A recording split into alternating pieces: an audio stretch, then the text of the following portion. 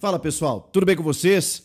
Erros bobos que custaram caro. O Timão até que produziu, mas não conseguiu vencer mais uma. Aliás, perdeu em casa para o Bahia e sobrou para o Dorival Júnior, até porque os números depõem contra ele. A campanha é muito ruim e o Z4 voltou a assombrar.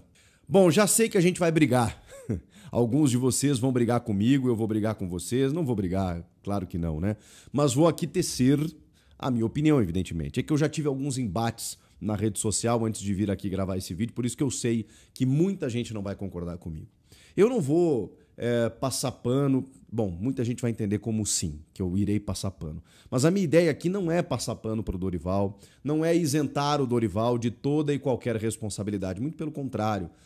Eu bati muito no Dorival desde que ele assumiu e eu tenho uma admiração por ele, mas eu preciso fazer esse preâmbulo, tá? Em vários momentos cheguei aqui e disse, gente, o trabalho não aconteceu, não tá rolando, pô, o time do Ramon tava melhor, tava jogando mais e tal. Aí aos pouquinhos eu fui reconsiderando, dizendo o seguinte, olha, cara, acho que a defesa temos um ponto aí. Acho que o Dorival conseguiu, pelo menos, que o time não vazasse tanto. Do meio pra frente, ele não tem os jogadores, e não tinha mesmo.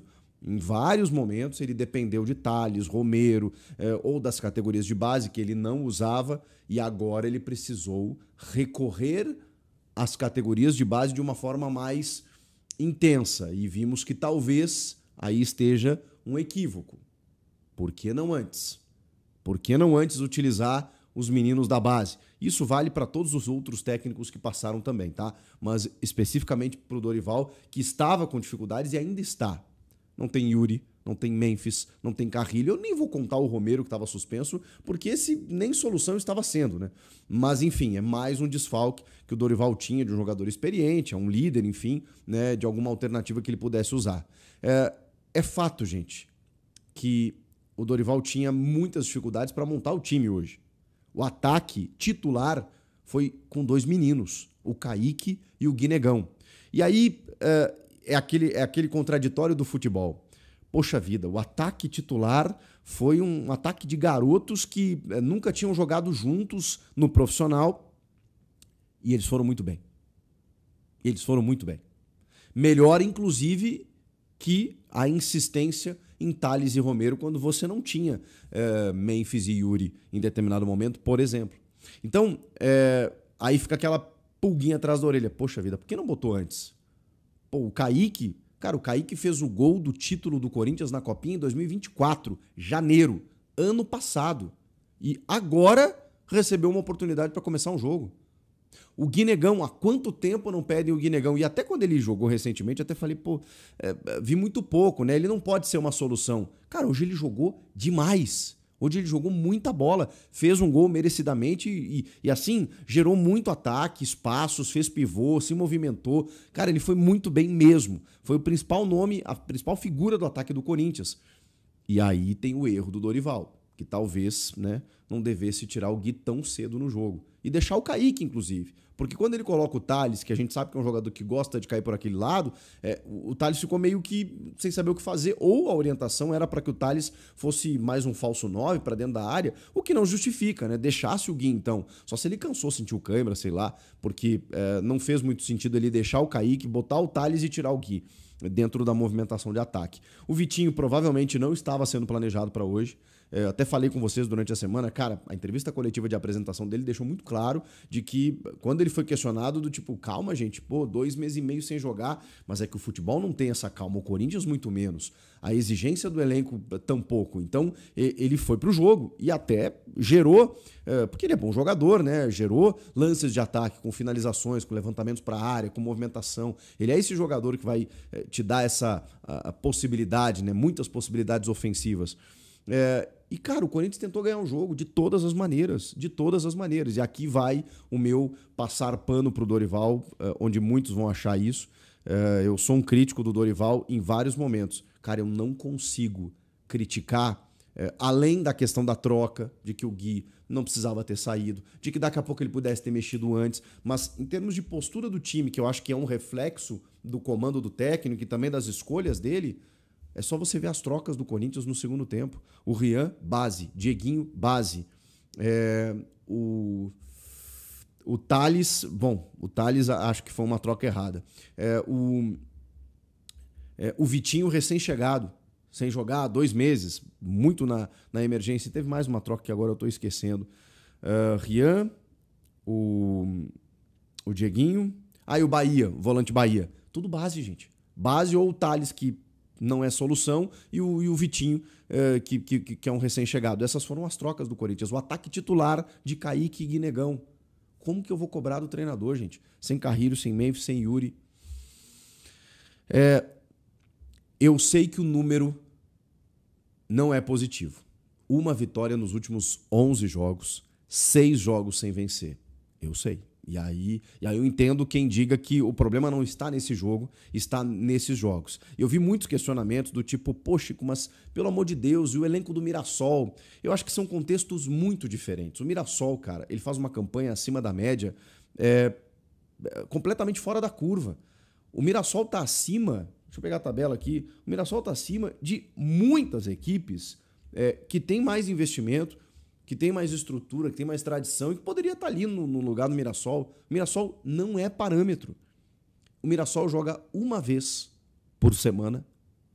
O Mirassol joga sem pressão, de certa forma. E, cara, tem um time muito bem treinado e muito bem ajustado. Isso também é verdade. Agora, que eu sei que na cabeça do torcedor é algo muito simples, né? Não, o Mirassol tá na frente da gente, o elenco deles custa muito mais barato, então a gente tem que cobrar do elenco e do Dorival. Se você inverter, tudo é contexto, gente. Se você inverter, pegar o Rafael lá, Guanais, que é o técnico do Mirassol, e colocar no Corinthians, colocar o Dorival no Mirassol, talvez o resultado não seja o mesmo. Porque não é assim que as coisas funcionam. Cara, o Mirassol tá na frente do Fluminense, do Bragantino, que até pouco tempo atrás estava liderando o próximo dos líderes, do Atlético Mineiro, do Corinthians, do Santos, do Grêmio. Mirassol tem mais investimento que todos esses times. E tá lá na frente, cara. E assim, o Mirassol nem jogou na rodada ainda, tá? O Mirassol pode, inclusive, chegar perto do Bahia, que hoje ganhou do Corinthians. Tá 1 pontinho do São Paulo, 1 pontinho do Botafogo. Mirassol não é parâmetro. Joga uma vez por semana. O Corinthians, por mais que a gente questione, teve a Copa do Brasil. E foi o único momento que o Dorival teve Memphis, Garro e Yuri. O que aconteceu? Vocês acham coincidência? E teve o Carrilho também. Vocês acham coincidência que nos 2 jogos em que ele teve todo mundo, o time atropelou o Palmeiras? Então, assim, é claro que eles nem sempre estarão à disposição e você vai ter que encontrar soluções. O próprio Zubeldia, na reta final, acabou demitido, mas o Crespo também, cheio de dificuldades, foi lá, remobilizou o time, conquistou bons números e tudo mais. Caiu pro Atlético Paranaense na Copa do Brasil. Vocês trocariam? Eu sei que não é assim que funciona, mas o time passou na Copa do Brasil quando ele teve todo mundo à disposição. Ele não vai ter sempre, não vai ter 90 minutos e não vai ter todos os jogos. Ele tem que encontrar soluções, mas, cara, com Tales e Romero não estava rolando. O Héctor Hernandes já nem tá mais nos planos, porque o Dorival viu que, cara, não vai rolar. E aí o que ele fez? Apelou para a base. Tardiamente. Essa é a crítica. Tardiamente. Poderia ter apostado antes. O Kaique, cara, eu tô pedindo o Kaique no time há muito tempo.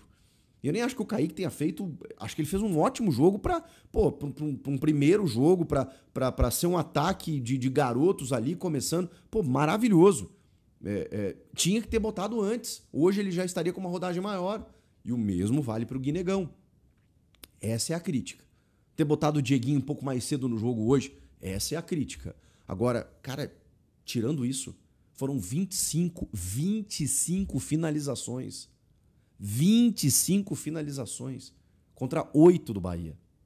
O Bahia foi perigoso em determinado momento, quando o time se expôs, quando ele tira o André Ramalho, por exemplo, deixa o Ranieri ali como zagueiro para botar mais um atacante. Claro, porque ali ele tá no tudo ou nada, ali ele tá buscando um empate, pelo menos, dentro de casa, para poder... Salve, nação corintiana, tudo jóia? Gente, olha eu aqui de novo, Mineirinho na voz, trazendo para vocês mais um cortezinho do vídeo, jornalista esportivo Chico Garcia, fazendo uma análise da derrota do Corinthians para o Bahia, nessa noite de sábado por 2-1.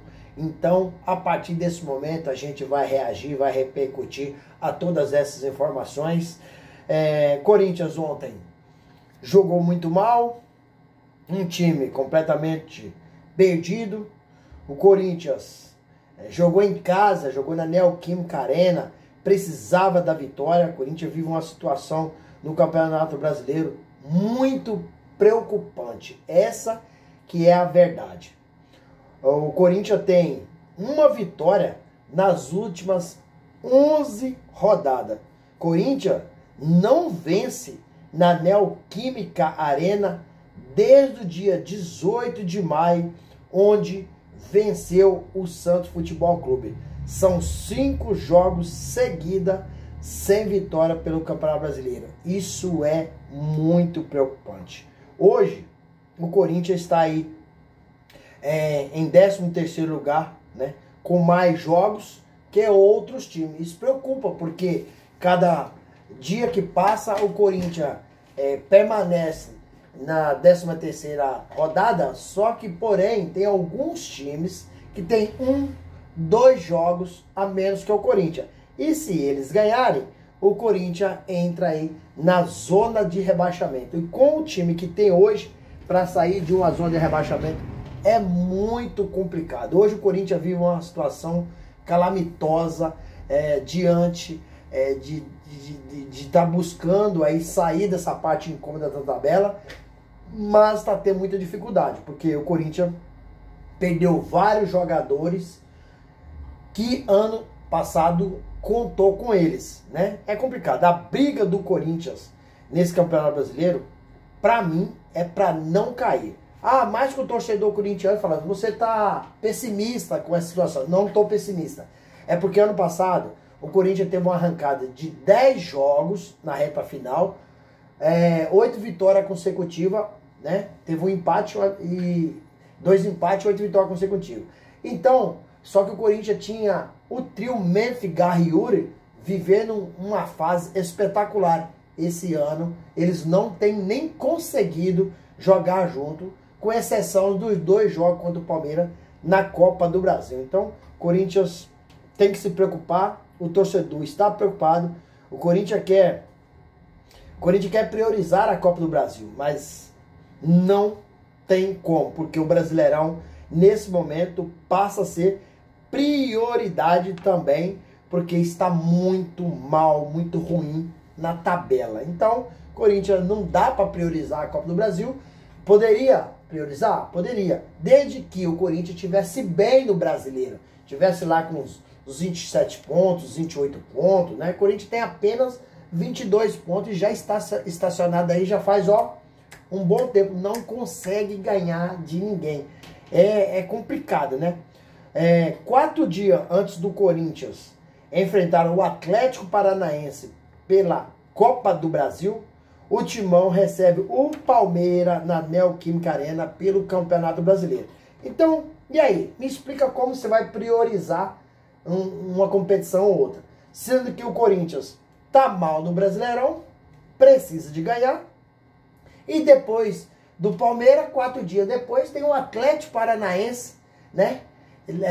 Lá em Curitiba, pelas quartas de finais da Copa do Brasil. E sem grandes jogadores, porque Yuri, Memphis e Carrillo estão fora desse primeiro jogo. É dúvida para o segundo jogo, dia 11 de setembro, jogo de volta na Neoquímica Arena. É dúvida o Memphis. Yuri também está fora. Carrillo só joga ano que vem. Então o Corinthians vive uma situação extremamente preocupante no Campeonato Brasileiro. Detalhe, com esse desfalque, né, dificulta muito, muito mesmo o trabalho, né? Por quê? Por que dificulta? Porque o elenco do Corinthians, ele é curto, ele é um elenco fraco. E com qual condição o Corinthians pode poupar contra o Palmeiras para priorizar a Copa do Brasil contra o Atlético Paranaense? Não tem como. A situação do Corinthians é muito preocupante. Com ontem, 1 minuto e meio de jogo, o Corinthians acabou sofrendo o gol com uma falha do goleiro Hugo Souza, porque a bola foi de longe. Então, no meu entendimento, essa bola era defensável. O Hugo acabou falhando. Sei que muita gente pode não concordar, mas no meu entendimento, um goleiro gigante, um goleiro que tem a estatura, né, a envergadura, a habilidade, né, a rapidez do Hugo Souza, não pode levar esse gol. Infelizmente acabou errando, falhando o Hugo Souza. Para mim foi falha, feia, né? Depois, André Ramalho erra feio, né? Vai tirar uma bola com o pé tudo trocado, tudo errado, dá um contra-ataque para o Bahia e o lateral direito do Corinthians, Mateuzinho, foi de uma desinteligência absurda, porque deu aquele carrinho e cometeu pênalti claro, né? Contra o Bahia. Meu pai sempre diz que prefere jogador ruim do que burro. E eu sou obrigado a concordar com meu pai. Mateuzinho foi, para não falar, foi de uma desinteligência incrível. Ter dado aquele carrinho todo estabanado, de qualquer jeito, derrubou o jogador do Bahia. Pênalti claro, pênalti claro. Corinthians, né, tá vivendo uma situação difícil, né? Perdeu em casa, tomou 2-1 pro Bahia, né? Uma situação assim, de se preocupar, né? Depois que o Corinthians tomou esse gol do Bahia, não teve mais força para reagir, não teve força para empatar, não teve força para virar o jogo, porque esse time do Corinthians é um time que tem muitas fragilidades dentro do elenco. O Corinthians está sendo aí o maior adversário do Corinthians, é o Corinthians mesmo, né? No jogo contra o Bahia, teve algum jogador do Corinthians que, para mim, não jogaram nada. Para mim, eles tiveram sua pior atuação com a camisa do Corinthians. Mateuzinho todo estabanado, jogou nada, além disso fez o pênalti. Garro não acertava um lançamento, só queria reclamar com o juiz, entendeu? Errou todos os passes. Bidu, pelo amor de Deus, esse aí, nota 0. André Ramalho, errou feio, né? O Mateuzinho foi consertar o erro de André Ramalho e pegou e cometeu o pênalti. Martínez, aquele cara que sim, só sabe desarmar, não sabe conduzir a bola, não sabe fazer um passe. Então assim, quando Corinthians em algum momento teve uma superioridade, mas quando a bola cai no pé do Martínez, ele não sabe fazer nada com a bola. Quando o Corinthians está desfavorável para ele marcar, é um leão. Mas para sair jogando, conduzir, Breno Bidon, bom jogador, mas ontem não mostrou porque entrou em campo. Kaique também não foi bem, mas é jovem, né? A gente não tem como culpar, né, o Kaique. Quase todas as decisões desses jogadores mencionados, que eu acho que foi um dos piores em campo, né? Para mim são decisões equivocadas. Dorival Júnior, coitado, não pôde fazer nada, porque, né, eu só acho que ele deveria ter feito alterações mais cedo, né? Demorou um pouco, mas Dorival tá balançando, pediu reforços, né? E infelizmente não foi atendido ainda, mas o Corinthians precisa sair de situação o quanto antes possível. Gente, quero agradecer pelo carinho, pelo apoio, né? Agradecer vocês por me ajudar no canal. Deixa o like, deixa o comentário, deixa a inscrição, ativa a notificação, que todo dia eu gravo conteúdo e vocês receberão tudo de primeira mão. Sem mais delongas, até o próximo vídeo. Tchau, tchau.